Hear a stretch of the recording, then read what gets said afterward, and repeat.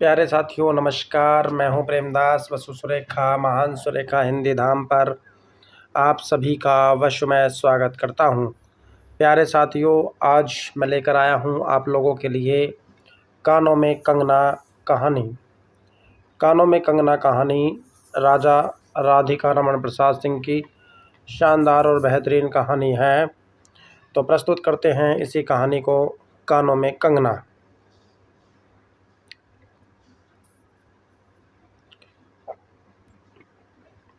किरण, तुम्हारे कानों में क्या है? किरण, तुम्हारे कानों में क्या है?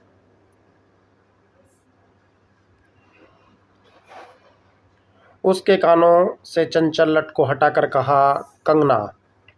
अरे कानों में कंगना, सचमुच दो कंगन कानों को घेर कर बैठे थे। हाँ, तब कहाँ पहनूं? किरण अभी भोरी थी। दुनिया में जिसे भोरी कहते हैं वैसी भोरी नहीं। दुनिया में जिसे भोरी कहते हैं वैसी भोरी नहीं। उसे वन के फूलों का भोलापन समझो, नवीन चमन के फूलों की भंगी नहीं। विविध खाद या रस से जिसकी जीविका है, निरंतर काट छाट से जिनका प्राकृतिक सौंदर्य है, जो दो घड़ी चंचल चिकने बालों की भूषा है, दो घड़ी तुम्हारे फूलदान की शोभा है।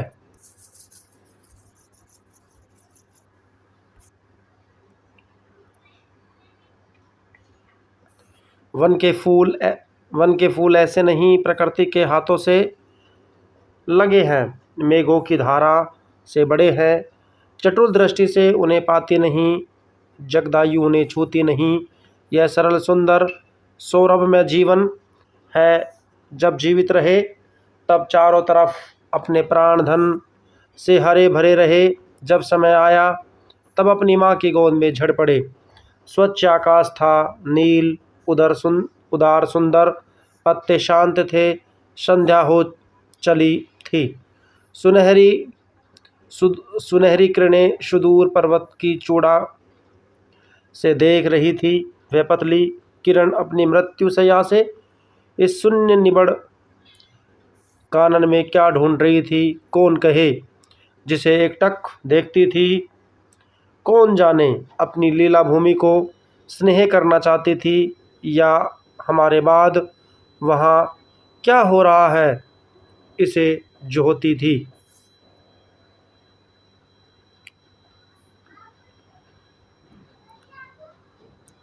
मैं क्या बता सकूं, जो हो उसकी उस भंगी में आकांक्षा अवश्य थी। मैं तो खड़ा खड़ उन बड़ी आँखों की किरण लूटता था। आकाश में तारों को देखा या उन जगमग आँखों को देखा, बात एक ही थी।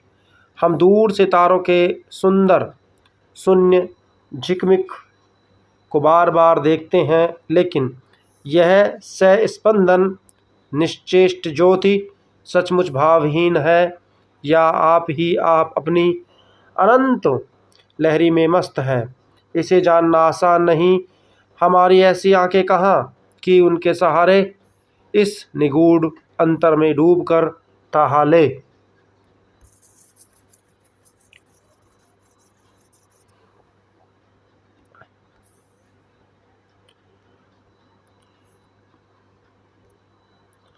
मैं रसाल की डाली थामकर पास ही खड़ा था। वह बालों को हटाकर कंगन दिखाने की भंगी प्राणों में रह रहकर उठती थी।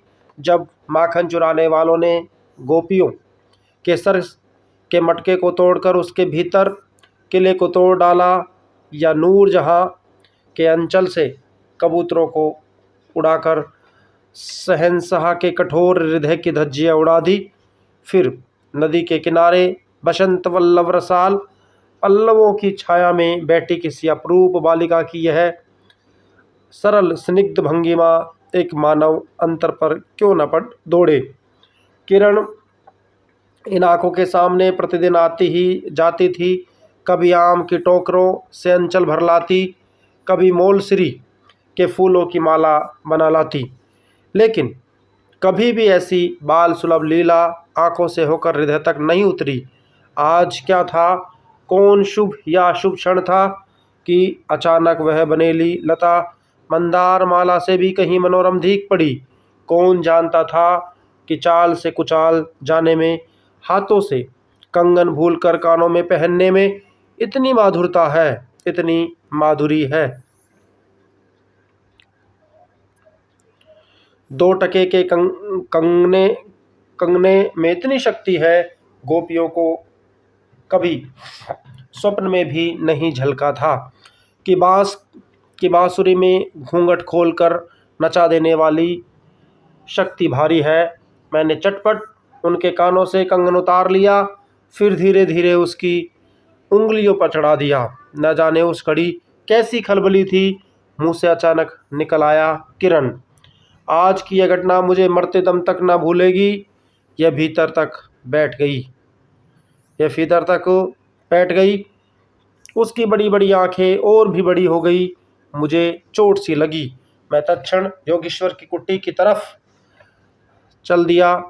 प्राण भी उस समय नहीं चल दिए। यही विस्मय था। एक दिन था कि इसी दुनिया में दूसरों से दूर रहकर लोग दूसरी दुनिया का सुख उठाते हैं। हरिश्चंद्र के पल्लवों की छाया भूलोक पर कहाँ मिले, लेकिन किसी समय हमारे यहाँ भी ऐसे वन थे जिनके वृक्षों के छाये में घड़ी निवारने के लिए स्वर्ग से देवता भी उतर आते थे। जिस पंचवटी का अनंत यौवन देखकर राम की आंखें भी खिल उठी थी, वहाँ के निवासियों ने कभी अमरतरु के फलों की माला न चाहिए, मंदाकिनी की छाटों की शीतलता नहीं ढूंढी। नंदोपवन का सानी कहीं वन भी था। कल्प वृक्ष की छाया में शांति अवश्य थी, लेकिन कदम की छैया कहाँ मिल सकती। तुम्हारी आंखों ने कभी नंदोत्सव की लीला नहीं देखी, लेकिन इसी भूतल पर एक दिन ऐसा उत्सव हो चुका है जिसको देखकर प्रकृति या रजनी 6 महीने तक ठगी रही। 100% देवांगनाओं से पराजित, देवांगनाओं से पारिजात के फूलों की वर्षा से नंदनकानन को उखाड़ डाला।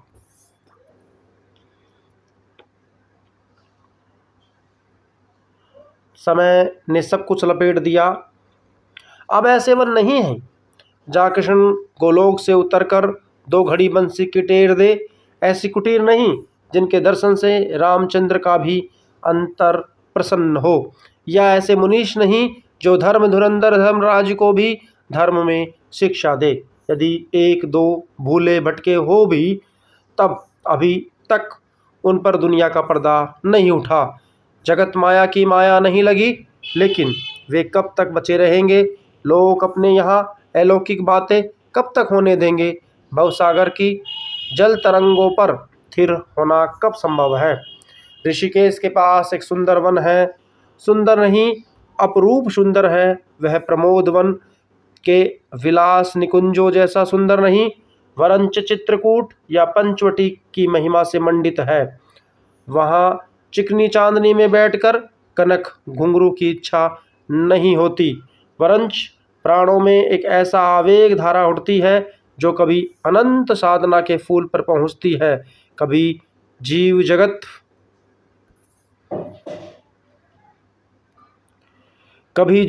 के एक एक तत्व से तोड़ मिलाती है। गंगा की अनंत गरिमा, वन की निवाड़ योग निद्रा, वही देख पड़ेगी। कौन कहे वहाँ जाकर यह चंचल चित्त क्या चाहता है? गंभीर अलौकिक आनंद या सुंदर शांत मरण? इसी वन में एक कुटी बनाकर योगीश्वर रहते थे। योगीश्वर ही थे। यद्यपि वह भूतल पर ही रहते थे, तथापि उन्हें इस लोक का जीव कहना यथार्थ नहीं था। उसकी चित्तवृत्ति सरस्वती के श्री चरणों में थी या ब्रह्मलोक की अनंत शक्ति में लिपटी थी, और वह बालिका स्वर्ग से एक रश्मि उतरकर उस घने जंगल में उजेला करती फिरती थी। यह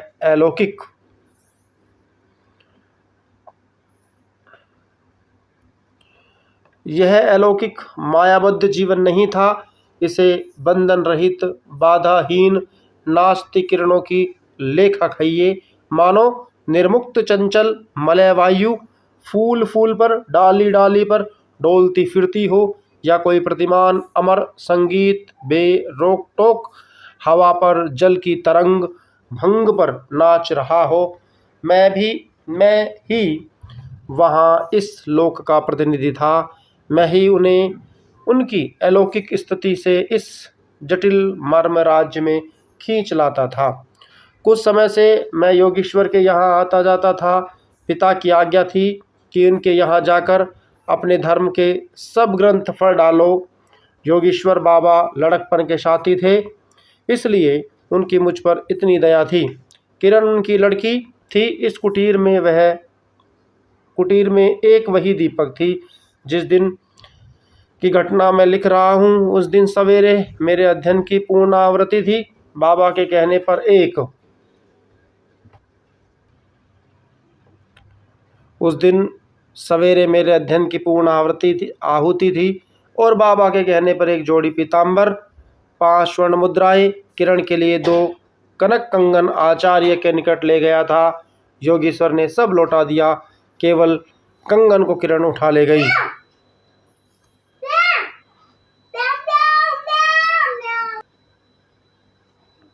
वह क्या समझकर चुप रह गए। समय का अद्भुत चक्र है। जिस दिन मैंने धर्म ग्रंथ से मुंह मोड़ा, उसी दिन कामदेव ने वहां जाकर उसकी किताब का पूरा साफा पलटा। दूसरे दिन मैं योगेश्वर से मिलने गया। वह किरण को पास बैठा कर न जाने क्या पढ़ा रहे थे। उसकी आंखें गंभीर थी। मुझको देखते ही वह उठ पड़े और मेरे कंधे पर हाथ रखकर गदगद स्वर में बोले, नरेंद्र, अब मैं चला, किरण तुम्हारे हवाले है। यह कहकर किसी की सुकोमल उंगलियां मेरे हाथों में रख दी। लोचनों के कोनों पर 2 बूंदें निकलकर झांक पड़ी। मैं सहम उठा। क्या उन पर सब बातें विदित थी? क्या उनकी दृष्टि मेरी अंतर्लहरी तक डूब चुकी थी? वह ठहरे नहीं, चल दिए। मैं कांपता रह गया। किरण देखती रह गई। सन्नाटा छा गया। वनवायु भी चुप हो चली। हम दोनों भी चुप चल पड़े। किरण मेरे कंधे पर थी। हठात अंतर से कोई अकड़कर कह उठा, हाय नरेंद्र, यह क्या? तुम इस वनफूल को किस चमन से ले चले? इस बंधन विहीन स्वर्गीय जीवन को किस लोकजाल में बांधने चले? ककड़ी जल में जाकर कोई स्थायी विवर नहीं पौड़ती। ककड़ी जल में जाकर कोई स्थायी विवर नहीं पौड़ती। क्षण भर जल का समतल भले ही उलट पुलट हो, लेकिन इधर उधर से जल तरंग दौड़कर उस छिद्र का नाम और निशान ही नहीं रहने देती। जगत की भी यही चाल है। यदि स्वर्ग से देवेंद्र भी आकर इस लोक चल अचल में खड़े हो, फिर संसार देखते ही देखते उन्हें अपना बना लेगा। इस काली कोठरी में आकर उसकी काली माँ से बचे रहे, ऐसी शक्ति अब आकाश कुसुम ही समझे। 2 दिन में राम हाय जानकी कहकर वन वन डोलते फिरे। 2 क्षण यही विश्वामित्र को भी स्वर्ग से घसीट लाया। किरण की भी यही अवस्था हुई। कहाँ प्रकृति की निर्मुक्त गोद, कहाँ जगत का जटिल बंधन पास, कहाँ से कहाँ पड़ी वह अलौकिक भोलापन, वह निसर्ग निश्वास हाथों हाथ लुट गए। इस वनफूल की विमल कांति लौकिक चमन की मायावी मनोहारिता में परिणत हुई। अब आंखें उठाकर आकाश से नीरव बातचीत करने का अवसर कहाँ से मिले।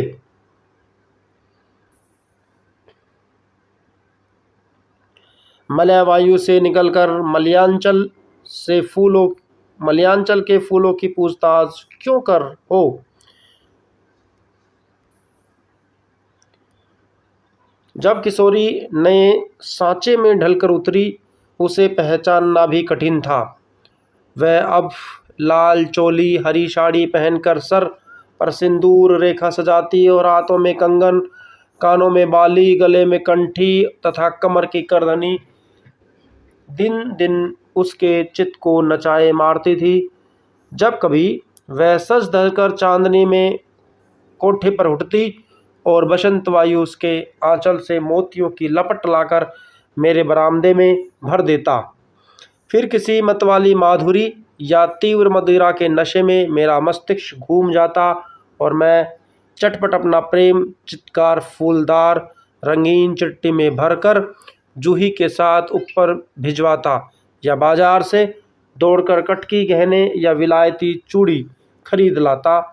लेकिन जो हो, अब भी कभी कभी उसके प्रफुल्ल बदन पर इस आलोक आलोक की छटा पूर्व जन्म की सुख स्मृतिवत चली आती थी और आंखें उसी जीवंत सुंदर चिकमिक का नाज दिखाती थी जब अंतर प्रसन्न था। फिर बाहरी चेष्टाओं का प्रतिबिंब क्यों पड़े। यूं ही साल 2 साल मुरादाबाद में कट गए।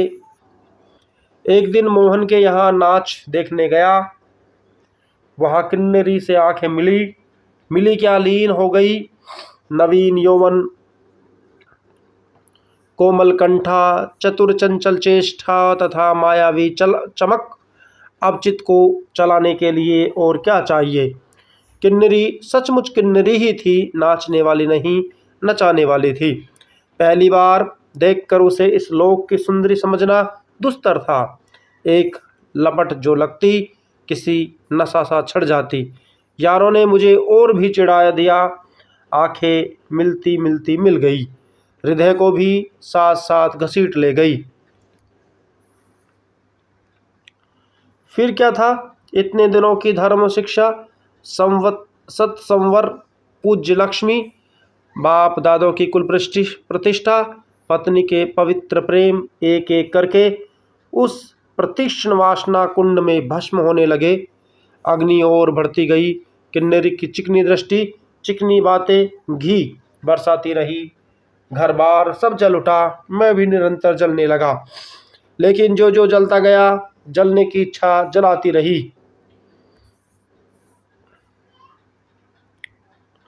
पाँच महीने कट गए, नशा नहीं उतरा। बनारसी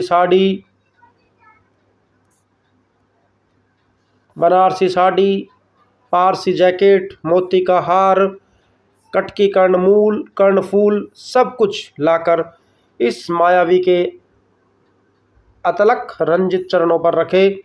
किरण हेमंत की मालती बनी थी, जिस पर एक फूल नहीं, एक पल्लव नहीं। वर की वधू क्या करती। जो अनंत सूत्र से बंधा था, जो अनंत जीवन का संगी था, वही हाथों हाथ पराये के हाथ बिक गया।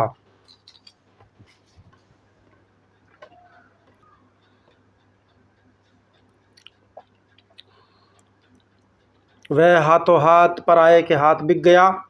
फिर ये तो 2 दिन की चकमकी खिलौने थे, इन्हें शरीर बदलते क्या देर लगी। दिन भर बहानों की माला गूंथ गूंथ किरण के गले में, शाम को मोती की माला उस नाचने वाले के गले में। सशंक निर्लज्ज डाल देना, यही मेरा जीवन निर्वाह था। एक दिन सारी बातें खुल गई। किरण फचाड़ खाकर भूमि पर जा पड़ी। उसकी आंखों में आंसू न थे, मेरी आंखों में दया न थी। बरसात की रात थी, रिमझिम बूंदों की झड़ी थी। चांदनी मेघों से आंख मुद्वेल खेल रही थी। बिजली काले कपाट से बार बार झांकती थी। किसे चंचला देखती थी, या बादल किस मरोड़ से रह रहकर चिल्लाते थे। इन्हें सोचने का मुझे अवसर ही नहीं था। मैं तो किन्नरी के दरवाजे से हताश लौटा था। आंखों के ऊपर न चांदनी थी, न बदली थी। त्रिशंकु ने स्वर्ग को जाते जाते बीच में ही टांग कर जिस दुख को उठाया, और मैं तो अपने स्वर्ग के दरवाजे पर सर रख कर निराश लौटा था। मेरी वेदना क्यों न बड़ी हो। हाय मेरी अंगुलियों में एक अंगूठी भी रहती तो उसे नज़र कर उनके चरणों पर लौटता। घर पर आते ही जूही को पुकार उठा, जूही किरण के पास कुछ भी बचा हो फौरन जाकर मांग लाओ।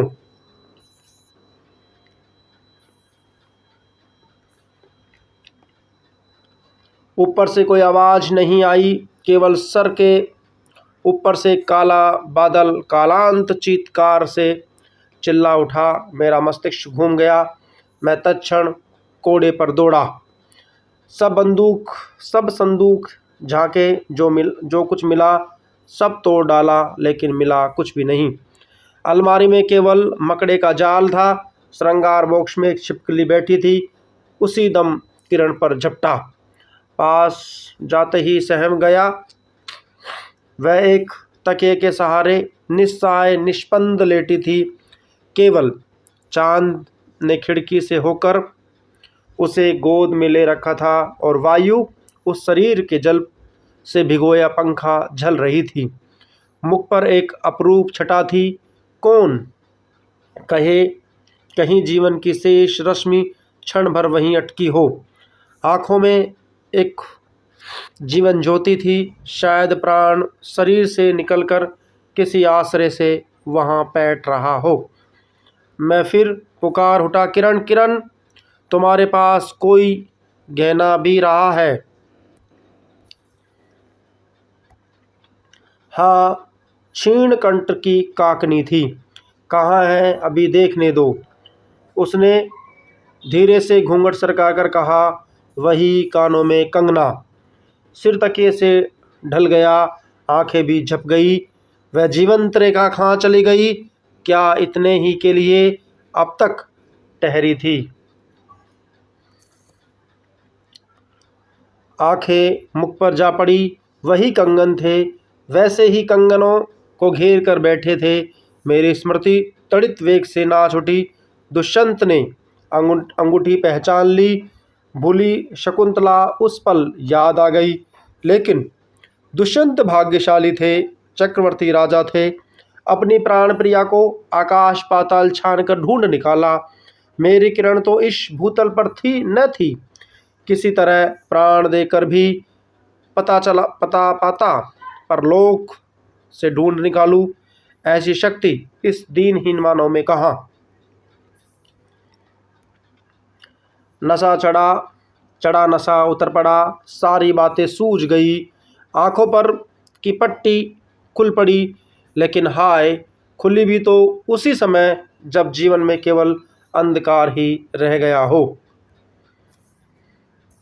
इसी के साथ में ये कहानी यहीं पे समाप्त होती है। शानदार और बेहतरीन कहानी है। धन्यवाद।